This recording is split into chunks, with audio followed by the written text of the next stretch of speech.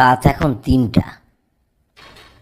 ঘুম ভেঙে গেল, কিন্তু ঘুমে কি এসব দেখলাম?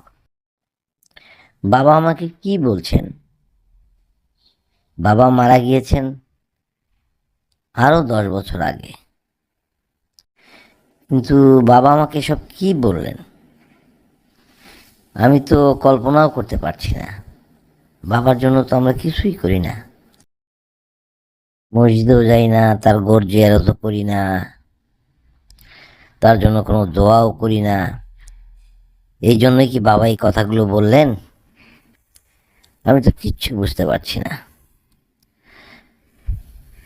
সত্যি, মানুষ কি মারা যাওয়ার পরে তার আত্মা জীবিত থাকে, তার সন্তানদের কাছে আসে?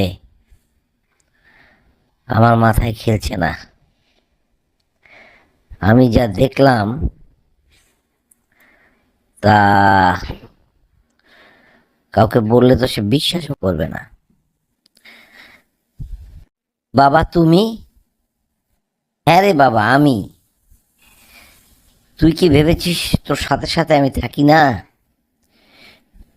তোকে সেই ছোটবেলায় বলেছিলাম তোর পাশে আমি সব সময় থাকবো। তুই কখনো ভাববি না তুই একা।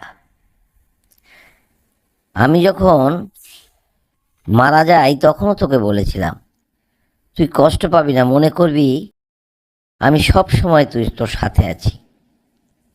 তুই এত কষ্ট পাচ্ছিস কেন বাবা? মনটাকে একটু শক্ত কর। তুমি সত্যি বলেছো বাবা, আমি খুব ভেঙে পড়েছিলাম। আমি আর ভাঙবো না বাবা, তোমার কথা মতো আমি শক্ত থাকবো। আর জানবো যে তুমি সব সময় আমার সাথে আছো।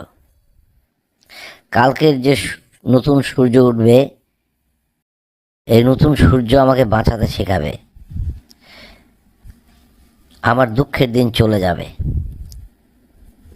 আচ্ছা বাবা, কথাটা মনে রাখিস।